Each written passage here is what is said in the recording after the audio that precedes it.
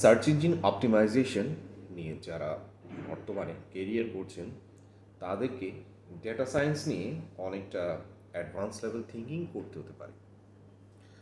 Search engine optimisation সম্পূর্ণ data নির্ভর হয়ে থাকে, কারণ আপনি যখন বিভিন্ন টুলস এবং টেকনিক্সগুলো ব্যবহার করে থাকেন তখন আপনার খেয়াল রাখতে হয় ইউজার কোন ধরনের কিওয়ার্ডগুলো ব্যবহার করছে বা কোন ধরনের কোয়ারি টেকনিকগুলো ব্যবহার করছে ওয়ার্ড ইউজ করে। তো এই ধরনের ডেটাগুলো আপনি বিভিন্ন টুলস থেকে পেয়ে থাকেন বা টুলস ইউজ করে পেয়ে থাকেন, বা গুগল কিওয়ার্ড প্ল্যানার থেকে শুরু করে বিভিন্ন জায়গা থেকে আপনি এই ধরনের তথ্যগুলো নেন। তাহলে এই সকল তথ্যগুলো তারা কিভাবে পেয়ে থাকে বা কিভাবে এই ডেটাগুলো তারা অ্যানালাইজ করে থাকে, এইসব বিষয় আপনাকে খেয়াল রাখতে হবে শুরু থেকেই। যদি আপনি এসইও ক্যারিয়ারে খুব ভালো মাপের নিজের দক্ষতার প্রমাণ দিতে চান তাহলে এইসব বিষয়গুলো আপনার খেয়াল রাখতে হবে। সাধারণত ডেটা সায়েন্স বর্তমানে বিভিন্ন ক্ষেত্রে এগিয়ে গিয়েছে।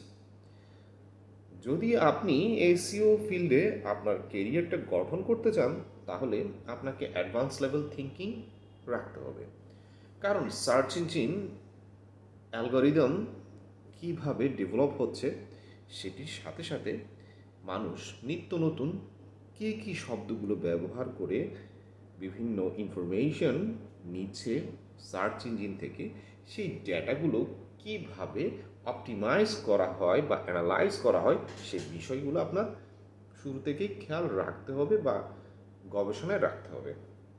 তাহলে আপনি ডিজিটাল মার্কেটিংয়ের এই পর্যায়ে খুব ভালো করতে পারেন। ডেটা অ্যানালাইসিস বা সার্চ ইঞ্জিন অপটিমাইজেশনের জন্য ডেটা সায়েন্স আপনাকে আপনার অডিয়েন্স বা কাস্টমারের বিহেভিয়ার সম্পর্কে জানাতে পারে। আপনি ধরুন হেলথ কেয়ার রিলেটেড এসইও করছেন, তাহলে হেলথ কেয়ার রিলেটেড এসইওতে আপনার কি ধরনের ডেটা দরকার হতে পারে বা কি ধরনের কাস্টমার বিহেভিয়ার থাকতে পারে আপনার সেটি জানতে হবে। এবং সবচেয়ে ইম্পর্টেন্ট হচ্ছে পেইন পয়েন্ট, মানে কাস্টমার আসলে কোন জিনিসটা চাচ্ছে সেই অনুসারে, সেই ডেটা অনুসারে আপনি কিভাবে আপনি যে কোম্পানির সার্চ ইঞ্জিন অপটিমাইজেশন নিয়ে কাজ করছেন সেই পেইন পয়েন্ট অনুসারে আপনার সেই ওয়েবসাইটটি কিভাবে সার্চ ইঞ্জিনে র্যাঙ্ক হয়ে প্রপার ইনফরমেশনটা দেয়। আপনাকে আরও বিষয় খেয়াল রাখতে হবে যাতে একজন ভিজিটর আপনার একজন কাস্টমার, তাহলে ভিজিটরকে কাস্টমারে কনভার্ট করার জন্য আপনাকে অবশ্যই নিত্য নতুনভাবেই বিভিন্ন টেকনিক ইউজ করতে হতে পারে। আবার ডেটা অ্যানালাইসিসের মাধ্যমে আপনি যে সকল কাজগুলো করছেন সেই সাথে আপনি যে ওয়েবসাইটটিকে ডেভেলপ করছেন সেই ওয়েবসাইটটির ইউজার এক্সপেরিয়েন্স যেন খুব সুন্দর হয় এবং সেটিতে গিয়ে প্রপার ডেটাগুলো সে যেন পায় এবং সেই ডেটাগুলো যেন সার্চ ইঞ্জিন রিড করতে পারে, সেটি যেন সুন্দরভাবে ডেভেলপ হয়।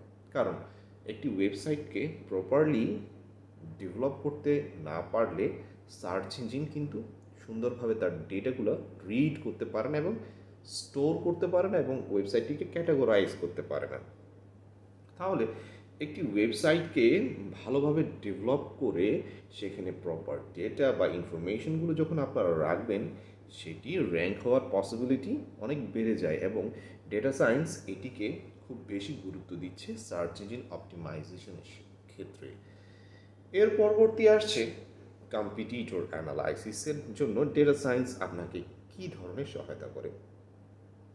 আপনি যে ব্যবসাটি পরিচালনা করছেন অনলাইনে সেই ব্যবসাটি কী ধরনের ব্যবসা এবং তার সমসাময়িক কোন বিজনেস মডেল অনলাইনে সাস্টেইন করছে, তারা কিভাবে অনলাইনে ব্যবসা করছে, তারা কোন কিওয়ার্ড থেকে শুরু করে কোন নিশে র্যাঙ্ক করছে সেই বিষয়গুলো খেয়াল রাখা এবং আপনার সাথে মিলে যাওয়া ব্যবসাগুলোর প্রোডাক্ট বা সার্ভিসের সাথে আপনি কিভাবে তাদের থেকে এগিয়ে থাকবেন সেজন্য আপনি কি পদ্ধতি অবলম্বন করবেন সেজন্য আপনার ডেটা দরকার বা ইনফরমেশন দরকার। তাহলে ডেটা সায়েন্স এই জায়গায়ও আপনাকে বুঝিয়ে দিচ্ছে তার ব্যাপ্তি। তাহলে আপনার খেয়াল রাখতে হচ্ছে। এরপর যখন অনলাইন থেকে আপনি কাস্টমারকে নিয়ে আসছেন as a visitor to customer, মানে একজন ওয়েবসাইটের ভিজিটরকে আপনি কাস্টমার হিসেবে যখন আপনি নিয়ে আসছেন, সে আপনার কোন বিষয়টির উপর আকৃষ্ট হয়ে আপনার প্রোডাক্টটি বা সার্ভিসটি সে অর্ডার করলো বা পারচেজ করলো, সে বিষয়টি অ্যানালাইজ করা, তার মানে ট্র্যাকিং কাস্টমার বিহেভিয়ার। তাহলে কাস্টমার বিহেভিয়ার ট্র্যাকিং করতে পারলে আপনি খুব সহজেই ধরতে পারবেন যে কোন টপিকটার উপর ট্রেন্ডিং হয়ে কাস্টমার আপনার দিকে ধাবিত হলো, বা কোন ট্রেন্ডিং টপিকের উপর কাস্টমার আকর্ষিত হয়ে আপনার দিকে চলে আসলো বা আপনার প্রোডাক্টের দিকে চলে আসলো। সেই বিষয়টি ট্র্যাকিং করতে পারবেন আপনি কাস্টমার বিহেভিয়ার এর জন্য ডেটা সায়েন্সের মাধ্যমে।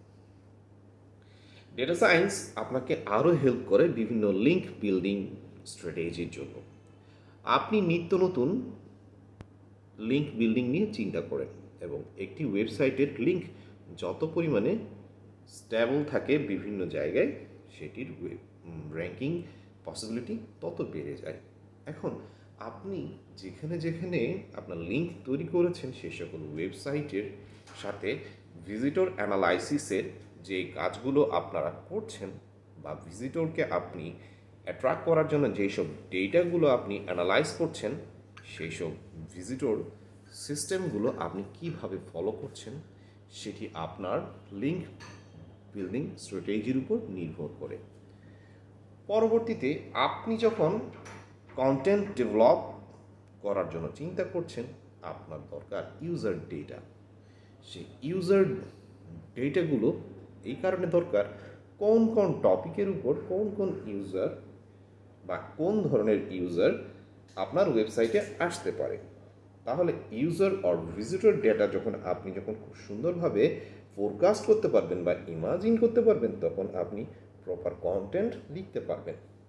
তাহলে ডেটা সায়েন্স বর্তমান সময়ে সব ক্ষেত্রে এগিয়ে যাচ্ছে এবং এটি আপনার ব্যবসা থেকে শুরু করে আপনার নিত্য নতুন দৈনন্দিন জীবনেও প্রভাব ফেলছে।